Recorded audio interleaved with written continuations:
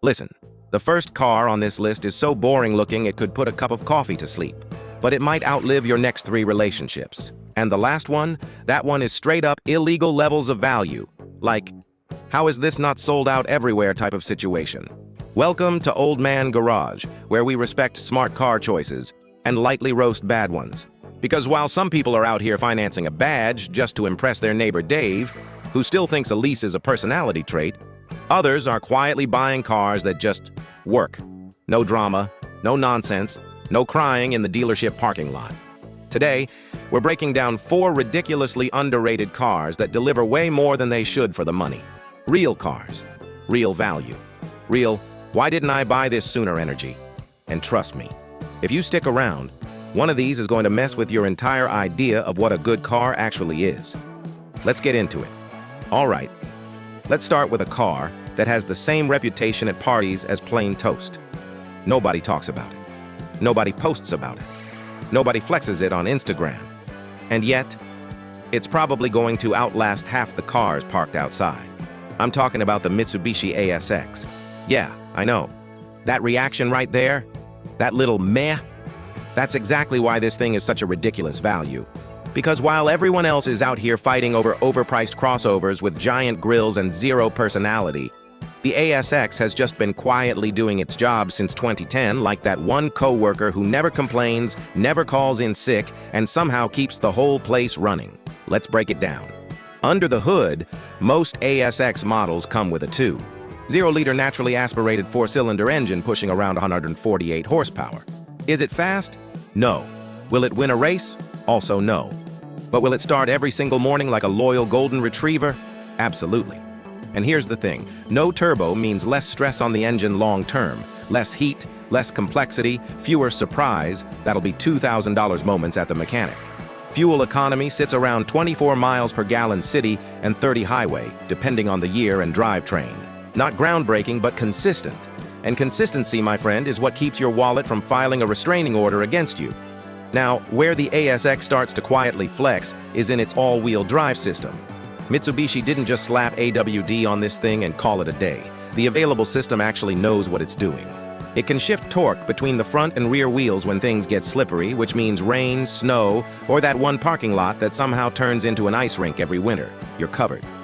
Meanwhile, some of its competitors are out here spinning their front wheels like they're auditioning for a burnout contest nobody asked for.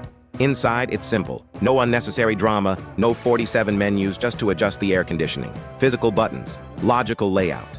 You get a touchscreen, Bluetooth, and in newer models, around 2017 and up, you even get Apple CarPlay and Android Auto. It's not trying to be a spaceship, it's trying to be a car. And honestly, respect. Space-wise, it does what you need. Comfortable seating for 4 adults, decent cargo room in the back, and enough headroom so your tall friend doesn't feel like they're being punished for their genetics. Now, let's talk about the elephant in the room, the CVT transmission. Yeah, that one. Look, CVTs are like pineapple on pizza. Some people are fine with it, others take it personally. The ASX CVT is generally okay if, and this is a big IF, it's been maintained properly. We're talking fluid changes on time. Not whenever I remember, not the previous owner said it was fine, but actual documented maintenance. When you test drive one, listen carefully. Any whining noise under acceleration? Weird rubber band feeling that's more dramatic than it should be? That's your cue to politely walk away like you just saw your ex at the grocery store. Also keep an eye on suspension wear, especially front control arm bushings if the car's been driven on rough roads. It's not a deal breaker, just something to check before you commit. And yeah, older models have infotainment systems that look like they were designed when people still used CDs, unironically. So if tech matters to you, aim for newer versions. But here's the bottom line. The Mitsubishi ASX is not exciting. It's not flashy. It's not going to impress your date unless your date really, really appreciates reliability statistics. But it will show up. Every day. No complaints, no drama, and in a world where some cars act like they need emotional support just to start in the morning, that's kind of a superpower. Hey, real quick, send this video to that one friend who keeps talking about buying a luxury car, but still asks to borrow money for gas. You know exactly who I'm talking about. And if this is helping you not make a terrible financial decision, hit that like button. Your future self will appreciate it. All right, now we're going in a completely different direction. Because if the last car was the responsible adult in the room, this next one is the one that actually remembers how to have fun, but still pays its bills on time. And somehow, people still overlook it. Say hello to the Ford Focus. Now this one hurts a little, because the Focus is one of those cars that car people respect. But the general public just kind of walked past like it was invisible. And honestly, big mistake. Let's start with the way this thing drives, because this is where the Focus absolutely cooks. Ford didn't just build a basic commuter car here. They gave it something most cars in this segment don't have, an actual personality. The independent rear suspension setup means this car handles corners way better than it has any right to. You take this thing on a twisty road and suddenly you're like, wait, why am I smiling in traffic?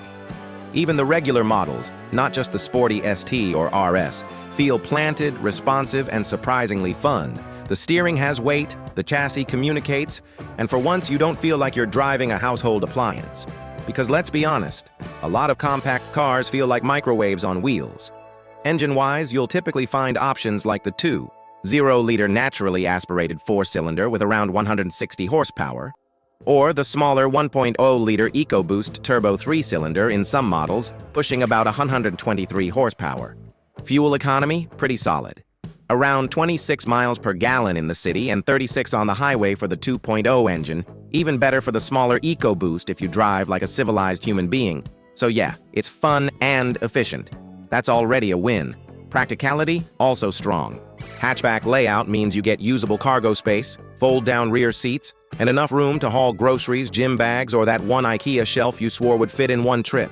Parking is easy, visibility is decent, and it works just as well for daily commuting as it does for a weekend drive where you pretend you're in a car commercial.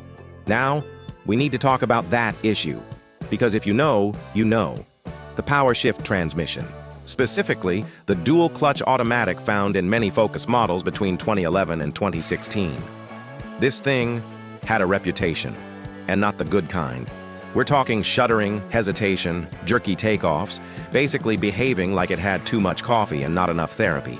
Ford did release updates and fixes over time, but here's the rule. If you're buying one used, you need to test drive it properly. Slow speeds, stop-and-go traffic, parking lot maneuvers. If it feels weird, inconsistent, or like it's arguing with itself about what gear to pick, walk away. No second chances. Now, if you find one with a manual transmission, different story. That gearbox is smooth, reliable, and honestly, way more fun. It turns the Focus into the car it was always meant to be. As for the EcoBoost engines, especially the 1.0-liter, there's one thing to watch: the cooling system. Some models had issues with coolant hoses or components that could fail over time. So check for leaks, inspect the coolant reservoir, and ask about maintenance history. A well-maintained EcoBoost is great. A neglected one becomes a very expensive life lesson. Also, quick tip, check for any signs of water leaks in the trunk or rear footwells. Some older models had issues with door seals. And trust me, discovering damp carpets after you buy the car is not the kind of surprise anyone enjoys. But here's the thing. When you get a good one, the Ford Focus is ridiculously satisfying. It's one of the few affordable cars that actually makes driving feel like something, not just a chore between two parking spots. It reminds you that cars used to be designed by people who liked driving, not just people trying to win a spreadsheet competition. And for the price these go for on the used market, it's kind of insane. All right? Now take everything you think you know about cheap cars and just throw it out the window for a second. Because this next one makes absolutely no sense. Like, none. We're talking about a 3-row luxury SUV with a V6 all-wheel drive, leather and tech, space for the whole family, and somehow it's sitting on the used market for the price of a brand new economy car with plastic hubcaps. Yeah. This is where things get disrespectful. Meet the Acura MDX. And before you say anything, yes, this is basically Honda in a tuxedo. Same engineering mindset, same this engine will outlive civilization energy, just with heated seats and better life decisions. Let's start with the heart of the beast, the 3.5-liter V6 engine, around 290 horsepower depending on the year. Smooth, strong, and built like it has something to prove. This is part of Honda's J-Series engine family, and these things are known for going 200,000, 250,000 miles, sometimes more, with basic maintenance. Oil changes, timing belt service when needed, and it just keeps going. Meanwhile, some luxury SUVs out here need emotional support after 60,000 miles. Fuel economy? Okay, let's be honest. You're not buying this to save the planet. You're looking at around 19 miles per gallon city and 26 highway. Not amazing, but for a 3-row V6 SUV, it's actually pretty reasonable. And more importantly, it's predictable. No surprises. No, why did my fuel bill just double moments. Now let's talk about what makes this thing feel expensive. Because it does. Step inside and you get leather seats, solid materials, a quiet cabin, and a layout that actually feels like someone thought about the driver. We're talking heated seats, premium audio systems, navigation in newer models, and enough comfort to make long road trips feel like you're cheating. And yes, it has a third row. Not the fake, technically a seat if you hate your passengers kind. Actual usable space for kids, teenagers, or shorter adults. This is a real family hauler. But here's where the MDX quietly turns into something special. The SHAWD system. Super handling all-wheel drive. This isn't just power to all 4 wheels, good luck everybody. This system can actually send power side to side in the rear wheels, so when you go into a corner, it actively helps rotate the vehicle. Which means, somehow, this big family SUV doesn't feel like a boat. It feels controlled, planted, almost sporty. And the first time you realize that, you're like, wait, why does this drive better than some sedans? Now, reality check. Because yes, it's a luxury car. And luxury cars, even cheap ones, still have luxury problems. First, transmission. Older MDX models, especially second generation, had some issues if the transmission fluid wasn't changed regularly. And guess what a lot of owners didn't do? Exactly. So when you're buying one, service history is everything. If there's no record of fluid changes, just assume you need to do it immediately. Ignore it, and you might end up funding your mechanic's next vacation. Second, VCM, Variable Cylinder Management. This system shuts down some cylinders to save fuel. Sounds great in theory, but over time, some engines develop oil consumption issues because of it. Is it catastrophic? Not usually, but it's something to monitor. Check oil levels regularly, and if you're the type who likes peace of mind, there are ways owners deal with it. Third, maintenance costs. Yes, it's cheaper to buy. No, it's not cheaper to maintain than a basic sedan. Tires are bigger, brakes are bigger, everything is more. So, if your budget is, I can barely afford the car itself, this might not be your best move. But if you plan properly, this thing is insane value. Because at the end of the day, you're driving something that originally cost serious money, engineered to a high standard, with one of the most reliable V6 engines out there, for a fraction of the price. That's not just a good deal, that's borderline cheating. Now here's the scary part. If this is what you can get in the luxury space for cheap, the next car is about to bring it back down to earth, and somehow still make you question every overpriced sedan you've ever looked at. All right. We've talked about SUVs, we've talked about fun hatchbacks, we even went into luxury territory. Now let's end this the right way, with a car that most people ignore for one very simple reason. They think they're too good for it. And that is exactly why it's such a smart buy. Meet the Kia Cerato. Yeah, I can already hear it. Kia? Really? Relax, this isn't 2005 anymore. Kia today is not the same Kia your uncle made fun of while driving a car that needed a new transmission every 6 months. This is a completely different game. Let's start with the basics. Most Cerato models come with a 2.0-liter naturally aspirated 4-cylinder engine making around 147 horsepower. Not fast, not flashy, not trying to impress your neighbor. But here's the thing. It doesn't need to. Because this engine is simple. And simple is good.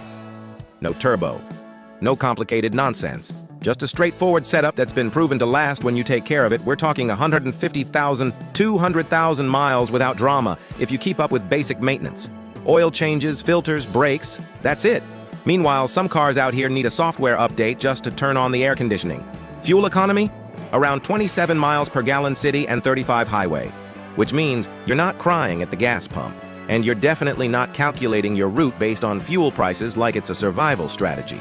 Now let's talk interior.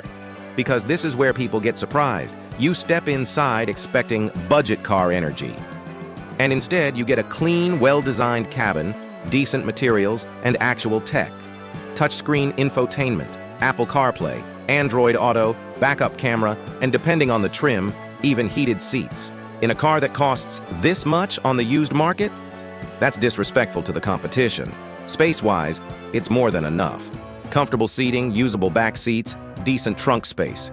You can daily this, road trip this, or just use it as your "I need a car that works and doesn't ruin my life" machine, and it will do exactly that. Now, let's not pretend it's perfect. Older models, especially before 2019, had some reports of air conditioning compressor issues. Not super common, but worth checking. Turn it on, make sure it blows cold, and doesn't sound like it's about to file a complaint. Also, automatic transmissions. Generally reliable, but like any used car, you want to make sure it shifts smoothly. No hesitation, no weird jerks, no "I'm thinking about it" delays. If it hesitates like someone trying to decide what to order at a drive-thru, just walk away. Rust can also be a factor depending on where the car lived. So check under the car, wheel wells, door edges, the usual suspects. And of course, service history. Because I don't care if it's a Toyota, a Honda, or a spaceship, if the previous owner treated it like a rental, you're buying their problems. But here's the truth. The Kia Cerato is the kind of car that wins quietly. No hype, no drama, no trying too hard. It just shows up, does its job, and keeps your bank account from having a mental breakdown. And in a world where people are going into debt just to impress strangers at a red light, that's a power move. So there you have it. 4 completely different cars. 4 completely different personalities. But all with one thing in common. They make way more sense than the overpriced stuff most people are chasing. The Mitsubishi ASX, the reliable, no-nonsense SUV that just keeps going. The Ford Focus, the one that actually remembers driving, is supposed to be fun. The Acura MDX, luxury for people who like smart decisions more than flexing. And the Kia Cerato, the quiet overachiever that makes everything else look overpriced. Here's the reality. Smart car buyers don't chase badges, they chase value. And value is hiding in plain sight. If this video saved you from making a terrible financial decision, or at least made you question one, hit that like button. Subscribe to Old Man Garage because we're not here to impress people. We're here to help you not go broke trying. And drop a comment. Which one of these surprised you the most? Because I already know. At least one of them messed with your expectations. I'll see you in the next one.